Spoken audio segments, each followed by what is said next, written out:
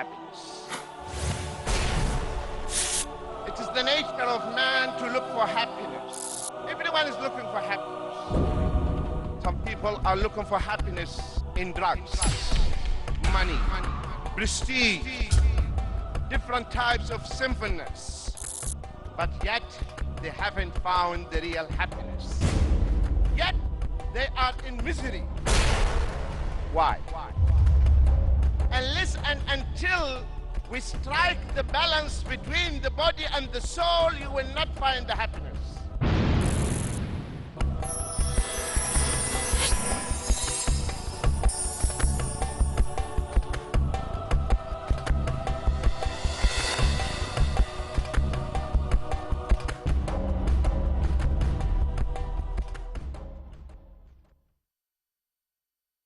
Cause number 4, my dear brothers and sisters, face, this is another cause, that we have to face and meet the unfair criticism bravely. People will criticize us. People will insult us. People will say bad things about you. We are not better than Allah or His prophets. The fools, they have insulted Allah, right? They insulted Allah, the fools. They insulted the messengers and prophets. We are not better than the prophets of Allah, alayhim salam. So when the fools say something, just ignore it and carry on. And I want to share with you this story as well. We have in the Arabic literature a legendary character called Juha. Legendary character. Some people, they say, it was factual, not legendary. He said one day to his son, my son, don't listen to what the people say. Because the people, they will talk about you at all times. Even if you didn't cause them any harm. And today I will prove it to you. He said, okay. They came out with their donkey. Juha, his son, and their donkey. All of them are walking. But he said to his son, listen to what the people say. He said, okay. They passed by a group of people. They said, those people are crazy, are mad. They have a donkey and no one is riding it. He said, count it. This is the first one, okay? Fine. He said, now you ride the donkey, I will lead the donkey. They passed by another group. They said, the child is undutiful, has no manners. He's riding and the old man is leading. No manners, no adab. He said, now come down, I will ride. And listen to what they are saying. They passed by a third group and they said, this father has no rahmah in his heart. The little child, poor child, is walking and he is riding. He said, have you heard them? He said, yes. He said, now let us ride the donkey, all of us. And listen to what they are saying. He said, the father and the son, they have no mercy in their hearts. They are overloading the poor donkey. They said, okay, have you heard them? He said, yes. He said, what is left? Let us carry the donkey. Let us carry the donkey. They carried the donkey. Did they leave them? No. Those people, they lost their sanity, they said. Instead of the donkey carrying them, they are carrying the donkey. My dear brothers and sisters, the people will not leave you. So forget about what they are saying. Imam Ibn al-Qayyim, he said, rahimahullah, he said, which is faster? The rabbit or the dog? The rabbit or the dog, which is faster? The rabbit. Yet, the dog catches the rabbit. True or not? The dog is slower, the rabbit is faster, yet the dog catches the rabbit. Why? Because the rabbit runs and stops and looks back. Okay? So we should not behave like the rabbit. Carry on. You know your target. We have no time to waste. Let the people talk. Say whatever they want to say. Don't waste time. People will consume your time. So that is cause number 4. Cause number 5. Face the unfair criticism with bravery and don't care about what the people say. Shaykh al-Islam ibn Taymiyyah also, he said something beautiful. He said you will not reach, listen to this, he said you will not reach the true station, the station of the true ikhlas, listen to this, of the true ikhlas, till those who praise you and those who dispraise you, they are the same. What does it mean? Someone praised me, mashallah, tabarakallah, super, super. Oh, I feel good. Someone comes and he is impartial, say, jazakallah khair, but you know, this point, this point, this point, you should have avoided them. There is room for improvement. Which one I will like? The one who praised me, my head grows, mashallah, and I think I am Shaykh al-Islam ibn Taymiyyah, Imam, when I'm nothing. Huh? But the one who really loved me and advised me, I try to defend myself and I get hurt inside. So the true mukhlas is the one who praises him, the one who dispraises him, the same. We do things for the sake of Allah and that's it. Don't think about what the people they say, whether they praise you or dispraise you. Then inshallah you will really actualize the ikhlas in your life. Number 6, expect not appreciation from people. Don't do things for the people. If you do something khair, something good, do it for the sake of Allah, my dear brothers. For the sake of Allah, do it. Don't expect the people to thank you. No. Though, of course, Islam teaches us when someone does me a favor, do something good for me, what should I say? Jazakum Allahu khaira. Aisha radiallahu anha, whenever she sent sadaqah, food or something, she would tell her slave girl, listen to what the people say.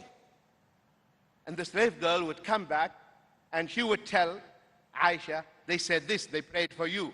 So immediately Aisha radiallahu anha, she would pray for them. She prays for them and say, this dua for that dua, and I want the reward of the sadaqah from Allah. So that is when you do things only for the sake of Allah subhanahu wa ta'ala. Number 7, we have to be kind to all. Be kind to everyone. To everyone. Human beings, Muslims, non-Muslims, animals, anything. This is our deen. Be kind to everyone. And that will bring you happiness.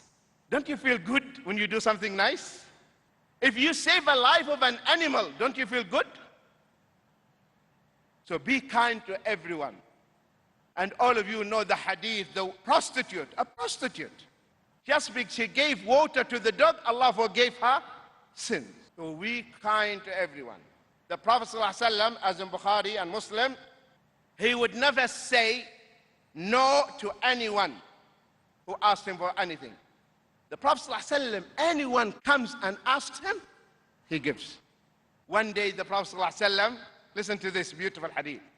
He was walking. He came wearing a new cloak, new garment. One of the Sahaba said, oh, Prophet of Allah, it is so nice, it's so beautiful. What did the Prophet ﷺ? Did he say, thank you? He knew, the Prophet ﷺ knew what the man wanted. He went inside, he removed it, and he gave it to him. The man didn't ask for it. He just said, it is nice. So the Prophet ﷺ got the message. The Sahaba, when the Prophet ﷺ left, they blamed him. Said, you know, the Prophet ﷺ never refuses anyone. Anyone asked him, he gives. So why did you ask him? He said, you know why I asked? Not because I want to wear it on every occasion. No, I want it to be my shroud, my kafan. I want this abaya, cloak, for the barakah because it touched the body of the Prophet ﷺ. I want it to touch my body. That's why I asked for it. So be kind to all. Number 8, repel boredom with work. A Muslim should not say, I feel bored. I don't know what to do. I want to kill time. Have you heard this term? Killing time? We kill time always. We say, let us kill time, kill time. Killing time, killing your own self. Because you are nothing more than the time. You are consisting of minutes and seconds.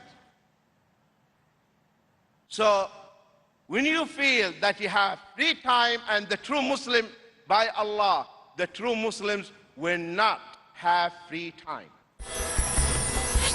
One of the Imams of Hadith, he used to tell his wife, and I said this many times, when you make my food, please, please make it liquid. I have no time to chew. I have no time to chew. I just want to gulp, and that's it. The grandfather of Shaykh al-Islam ibn Taymiyyah used to tell his son, my son, when I entered the toilet, I cannot take my book inside, so I cannot read. So please, you raise your voice by reading, so I can hear you while I'm inside. This is our forefathers who realized the value of time. Allah subhanahu wa ta'ala says, فَإِذَا فَرَغْتَ فَانْصَبْ وَإِلَىٰ رَبِّكَ فَارْغَبْ. Therefore, when you are free, still labor hard, do more good deeds, and to your Lord turn all your attention. In Surah Al-Sharh, Surah 94, verse 7 to 8. And Prophet Muhammad sallallahu alaihi wasallam says, there are two blessings which many people lose. They are health and free time for doing good. These are two blessings, health and free time. When you have time, don't waste your time. Utilize it in doing good deeds. As you know, my dear brothers and sisters, we will be questioned on the day of resurrection about time, right? And we spend many hours in front of the television. True or false? Huh? Hours in front of the television. So Allah will ask you, what are you going to say? I was watching the telly. This is the answer you are going to give? I was watching the football. And nowadays also women, they watch football, by the way. Huh? Subhanallah. They play football, not only they watch it, they play it. Last year, the year before the Olympics, I was in my way to the UK in the Abu Dhabi airport. I was sitting in the lounge, and by chance I looked up, and they were relaying the game. And there was a lady, heavy weight lifting, huh? And she went, Subhanallah. Guess what happened? The weight was too much for her. She went cock-eyed. Her eyes crossed like this because of the heaviness of the weight. I said to myself, who's forcing you to do this? Because they are programming the women. Yes, we can. Yes, no, you cannot. There are certain things not for you. You are not cut for that. There are certain things not for you. They don't suit you. They don't suit your nature. They don't suit your nature. So, repel boredom with doing good deeds and utilize your time. Number 9, do not be a blind follower. Don't be a blind follower. The previous lecture was food for thought for those who use their intelligence. It was really food for thought. To think, not to say, is it possible all my forefathers and forget about that. Be objective and impartial, and don't be a blind follower. Use this gift that Allah has given you. Number 10, contentment with Allah's qadr. To be content with Allah's qadr. When something happens, calamity, we don't say why it happens to us. Subhanallah. You hear Muslims nowadays, why the tsunami happens to the Muslim? Instead of saying, Alhamdulillah ala kulli hal, they say, why? What did we do? Have you heard this? What did we do? No, we are innocent, miskeen, pious and righteous. We didn't do anything. So Allah is wronging us. Astaghfirullah al-azim. Whatever happens to you, you deserve it. And because he loves you, he wants you to come back to him. Plus, don't you know that if you are drowned, you are shaheed? Huh? If your house, the roof, fell in you, you are shaheed? You don't want shahada? You don't want to go straight to Jannah? But they are children. Children, they go straight there with Ibrahim alayhi salam. What is wrong with you? And Ibrahim will take care of them. So this is the qada and qadar, contentment. Whatever happens to us, we say alhamdulillah. Alhamdulillah ala kulli hal. Urwa ibn Zubayr is one of the tabi'een. One of the tabi'een, Urwa ibn Zubayr, he had a disease in his leg, and the doctor decided to amputate it, to cut it. So they told him, take this medicine, so you will not, like anesthesia, you will not feel the pain. He said, but it will intoxicate you. He said, no, no, no, no. They said, then how can we cut your leg? He said, when I enter the salah and I am in the sujood, cut it and I will not feel it. Allahu Akbar. And they did, and they cut his leg. And then they took him to his house. By the time they reached his house, one of his children fell from the top of the house and died. His son died, and one of his legs was taken. They said, how can we console him? They said, Ahsan Allahu azak fi ibnak wa fi rijlak. May Allah reward you for losing your son and losing your leg. He said, Alhamdulillah, who gave me many children and he took only one. And he gave me 2 legs. He took one and he left the other. And he said, Allah knows that this leg never walked to a place to commit haram. Never, that leg. So this is the rida, the contentment with the qadar of Allah subhanahu wa ta'ala. Cause number 11, my dear brothers and sisters. Always, inna ma'al usri yusra. Along with the distress, the hardship, a relief. Always there is light at the end of the tunnel. Always there will be light. So the hardship will never last forever. There will be a relief come from Allah subhanahu wa ta'ala. Cause number 12, my dear brothers and sisters, because we are running out of time. Make of lemon a sweet drink.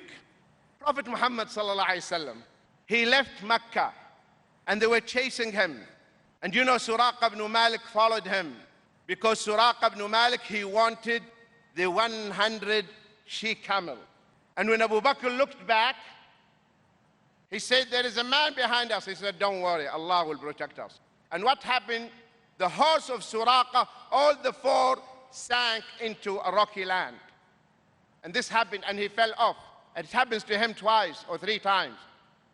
And the Prophet ﷺ said, Suraqa, you cannot catch us. Go back. And he said, the bracelets, the bangles of the king of Persia are yours. Can you imagine? Someone is wanted, and he's promising the bracelets of the king of Persia. And you know the whole story.